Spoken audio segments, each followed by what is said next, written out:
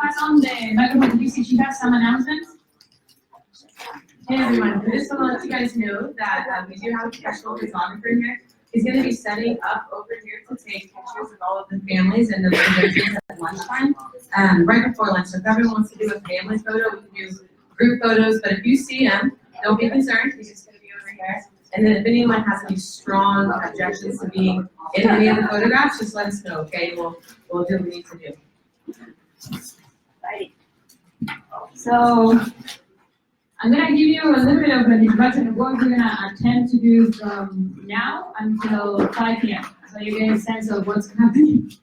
So in the agenda, you can see that we try to divide this by organ systems.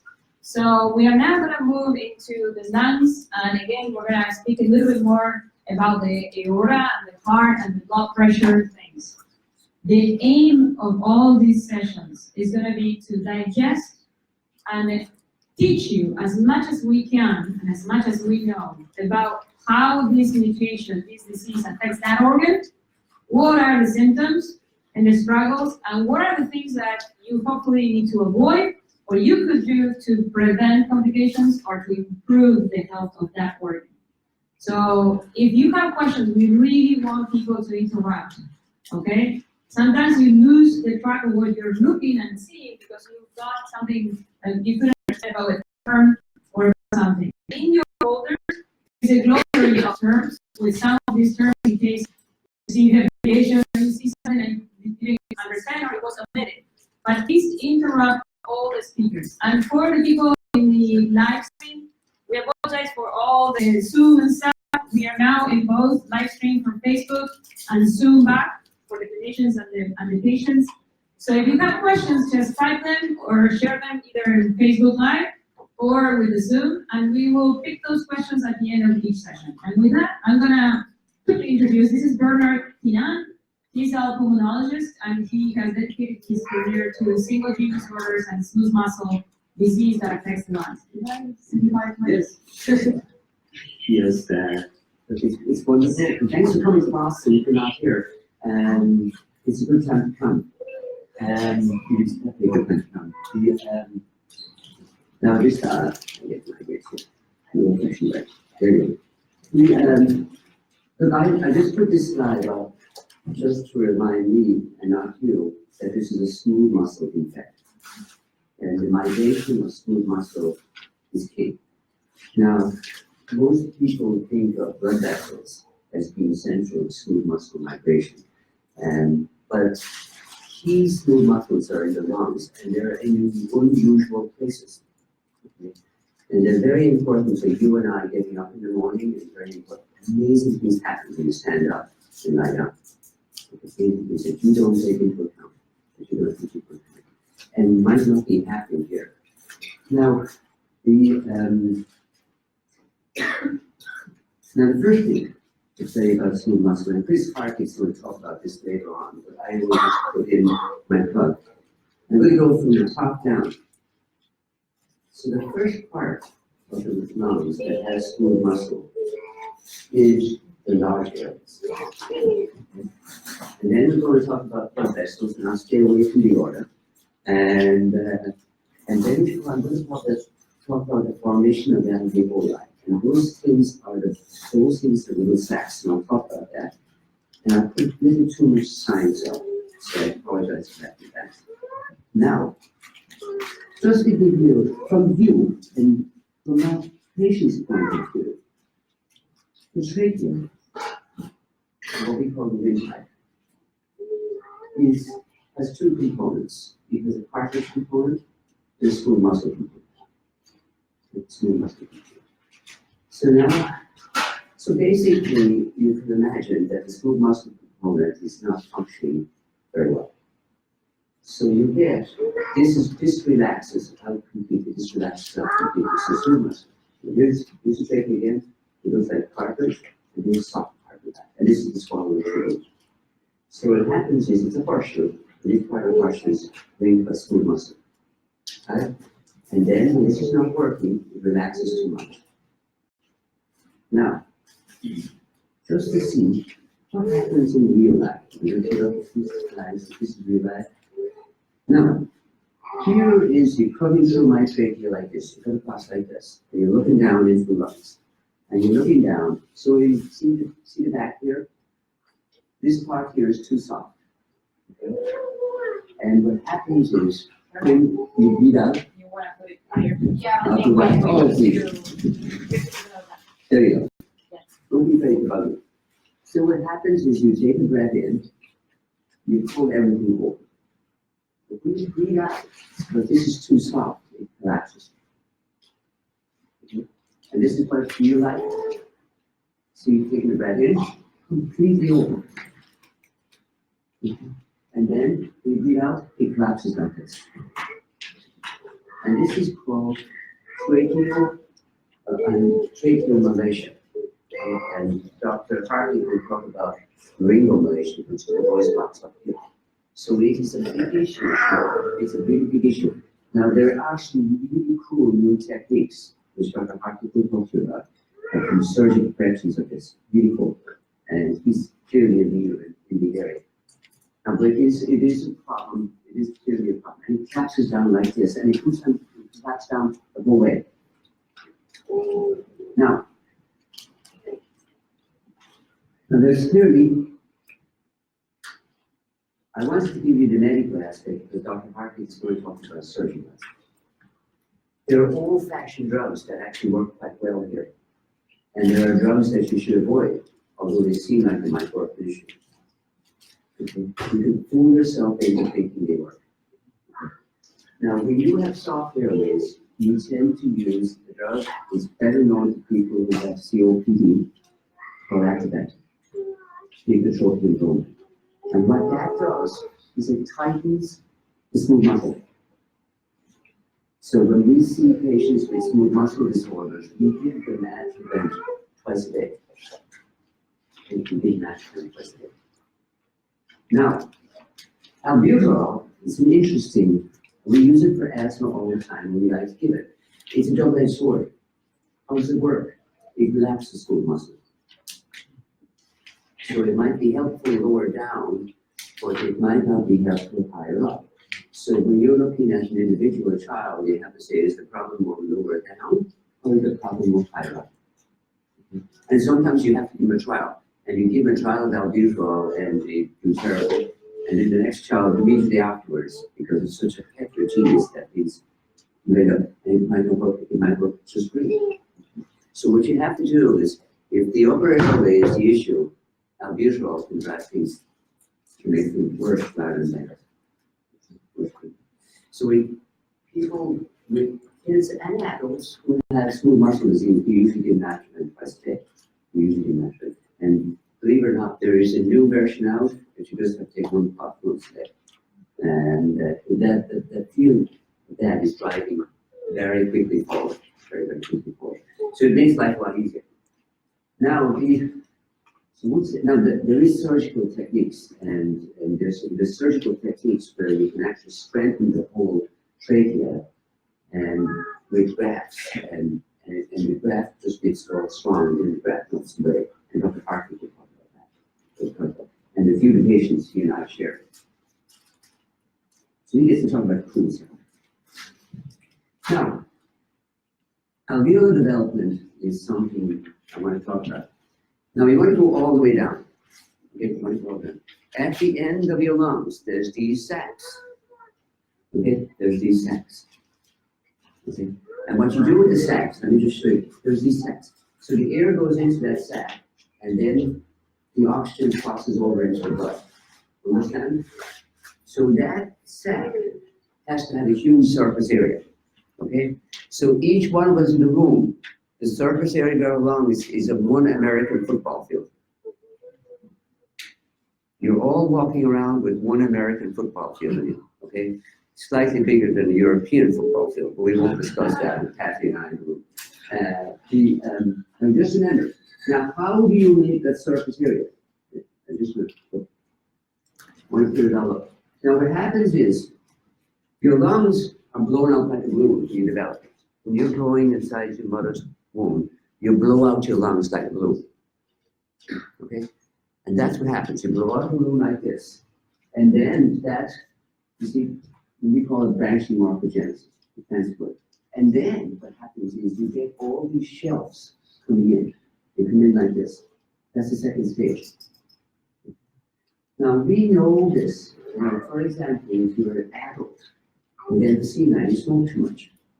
Here's what happens. The cigarette smoke kills off all of these and you lose your surface area. And that's how we know so much about what to expect. And that's the reason why there's so much money spent on this area. Now, so what happens? 2 stages. Now, how do those 2 stages work? Well, our smooth muscles again.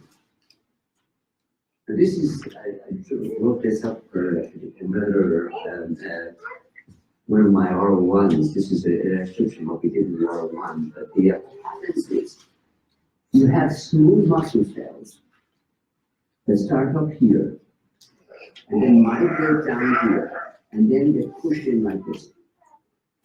Okay, and so you see, migration of smooth muscle is central to the formation of these shells. Central to the formation of these subcellular. Absolutely central. Now, why? Absolutely central. And this is, I just wanted to give you a dirty picture. Now, this is what it looks like in real life. You know, what happens is you see the smooth muscles coming in like this and pushing themselves up. And we call them, you know, in many words, they're myofibroblasts. That just means we like them for different reasons, but it's probably the wrong name to call them, but probably not that. But so they migrate in and push themselves in and make all the shells.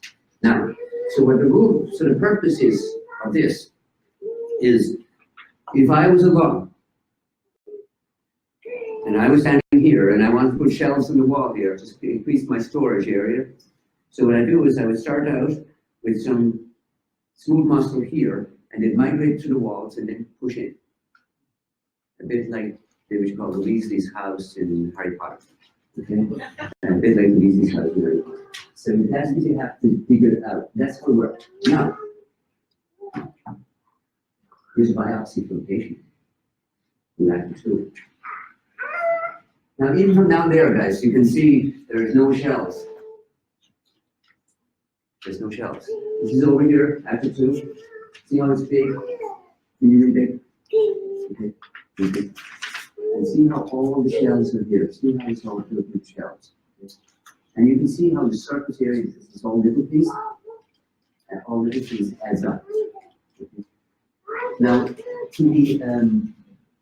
now we do see, you see, believe it or not, there are a couple of other genes that do exactly the same thing, which, believe it or not, with my cardiology colleagues, and we see it as well. Filament A does this. Does exactly the same thing, and it's another extremely rare disease. Okay? Positive aortic disease. Yes, absolutely. And then the opposite to that one is it presents in pulmonary first. And it's become a new common disease in pediatrics. And you'll see a paper from us, Mark Lance did one. And you would think, a lot of them here for some strange reason. What is the name of it? Filament A, filament A. And yeah, F-I-L-L. F-I-L-A-M-O-N, then the letter A. A. That's Exactly. the name of the protein. The gene name is She's got it. F-L-N-A. And I wrote the papers about it. We're collecting, it's another collection of a cohort we're collecting to define the clinical and natural history, because that has not been well studied. So we want to get in a lot of patients. Absolutely. And they're showing up, and we have large families here with it. Large families, and they actually, so we do see it. Very interesting. I have one question. Yeah. So we know from our studies the smooth muscle cells proliferate and migrate on. Yeah. So I wonder that they don't act. I wonder if some of the building of the shelves to make sure that you get the proper shelf requires that contraction also. It does, it's contraction and movement. And so Yeah. they're not getting off the right place. And they're not getting to the right place. So it's really interesting. So we don't know enough that there's something going wrong with smooth muscle. They do more for lung development than you ever think. Now let me show you. I just wanted to give you an idea of therapies, and I want to talk about There is something worth considering, and I don't think families here to know about this. In early lung development, vitamin A, retinoic acid, is critical. Is absolutely critical. Now, there's a number of developmental defects. Babies are born prematurely, and the studies seem to suggest that this was quite effective. And in mice, it's quite effective. So we do, when we see younger patients with these mutations presenting, we do give them vitamin A. We do give them vitamin A based on those early studies. Yeah. We can test that. I know you can test that in the mouse. I know you can test that in the mouse. So we give vitamin A, which is really great. Now, before I leave this, I do want to talk about respiratory infections in Act 2 and in general in mutations. Now, if you have soft airways, there's a basic problem. You don't clear your secretions. Okay? You don't clear your secretions. We are used to this almost, and also if you have emphysema type patterns, you don't clear your secretions because you can't get an effective cough. You can't take enough air in to get an effective cough. So we're used to dealing with this at a practical level. Yeah. Sorry. That's all right. That's right. Now, just to give you an idea, so we're used to this, okay? And there's standard therapies that we worked out for this. So, now remember I told you we like to give you what's called ipratropium, Atrovent. That also dries up the secretions. So we like to do that. Okay. The second thing is if you're getting too many infections, we have criteria. We give you an antibiotic every other day for the winter. We give you an antibiotic every other day. It's standard pulmonary practice at this moment in time. So you give azithromycin every other day. And it can be quite helpful because it keeps the kids in school. And all we care about is keeping them in school. Okay? We don't care about the whole thing. We just say, you find us asking you questions, how many days did you miss from school because of upper respiratory tract infections? We won't be asking how many pneumonias you have. We say how many, and it tends to be these minor infections. So that's what we see. And now you can. Now, I want to talk about something else that I'm not sure. I did. I have a question. Yes, please. Silas never really. Silas never really. Okay, can you hear me now? Okay, Silas never really exhibited too many issues with his lungs, but early on, he was seeing the pulmonologist and was using various treatment to the various medicines to treat his asthma. And then over time, he was taken off of that. It really just goes once a year now. But one of the things we noticed before he was actually diagnosed with that was he would run short on breath pretty quick. Was that more due to his blood condition, or was it more due to his lung condition? And we don't know if he'd run short now. I suspect that he would, even though he's not seeing any kind of pulmonologist. Yeah. Can I help you with that empirically a little bit? So the first thing is, it's good to be a pulmonologist, okay? Because these things actually get, lung conditions tend to get better, not worse. I think they've involved the area. Okay? Now, you have a tendency, for want of a better word, to go into your lungs. Okay? Now, say for example, I suggested that development here wasn't good at the start. You can keep developing your lungs all the way up until you're 14 years of age. Just remember that. So we have huge advantage. So that's the reason why we like to say, okay, keep them healthy and then grow their lungs. Okay. Now, when I started medical school, they always said you won't grow any lungs after 2 years of age. It's pretty clear for a while. And so you can go to, and you can actually see them with some rare mutations. So we have the opportunity from a pulmonary point of view. It's eminently, you've got time, if you diagnose them early, they'll go into the lungs. It's good, unfortunately. So it's not progressive disease from our point of view. So you're saying now that he would have more stamina now that his lungs are developed. I would say so. It's Before. very likely, very. So it wasn't necessarily his blood. Not necessarily blood, but I'm going to give you some pause for that. Let me give you one more slide. Can I go on? One more slide. I want to give you some pause a little bit. And I put up a number slide just to keep Mark happy here. But we do a lot of these things called shunt equations, but I don't want to talk about too much. But I put this up to remind you it's complicated. Now, giving blood, now what happens, your lung has these autocorrectors in there. So say, for example, you get a cold and you plug off a part of your lung and not much oxygen goes there, right? What happens then is that we call that somehow your lungs figures out that there's not enough oxygen going in there, so we shouldn't send blood there, so it shuts off the blood supply to that. And we function in for VQ matching. Now the big thing you need to know about this, and I'll tell you how we learned it, and we learned about it from one of the families here can tell you about it, and we learned the hard way, her learning. So what happens is there's these VQ mismatches. So say for example, I stand up in the morning, same things happen. There's reorganization of blood in the lungs. Okay? Say for example, I decided to climb Mount Everest.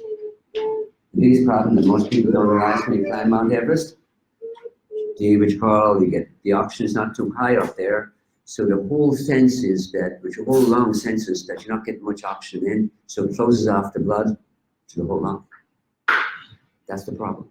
And you know, this is the big problem you see, and just watch out. So that's the whole deal. So lots of cool things that we know about going on. But you need smooth muscles. You need smooth muscles. Now, let me tell you what we've been seeing a little bit. So say for example, we completely agree that you should correct the PDA or the window. We absolutely agree you should correct that. Because feeding more blood into a system that's not regulating correctly is going to drive the thing completely crazy. Now we had this patient, and I probably shouldn't say too much, but I just want to point it out. And he's absolutely wonderful. And we noticed that we thought he was having these hypercyanotic spells, which we thought were related to pulmonary artery hypertension. Except the cardiologist came in and put the echo on the heart at the same time and said, "You're crazy. This is your problem, lung doctors, not our problem, cardiologists," which we all the fighters. Oh, and then we got to thinking about it. Now, he had the PDA closed already. So we started saying, oh, there's a different problem going on now. There's a problem of autoregulation going on now. So we were giving him NO, nitric oxide, to open up all the blood vessels. So what we were doing was we're making everything worse. We were making everything worse. So we gradually, let me tell you, it took a great amount of fortitude to say, all right, look, this is counterintuitive. We've got to lower this down. See, and it worked. Now he's playing out similarly now in another patient. I can say it from New York because they're watching. So we have to pull it back. Now so what I'm trying to say is because some kids have pulmonary artery hypertension and some people have this sort of spasm going on. Okay, so we're learning as we go. We are absolutely learning as we go. Now, it did give us some reason to think about the pulmonary artery hypertension. It did give us some reason to think about the pulmonary artery hypertension. We heard about the patients.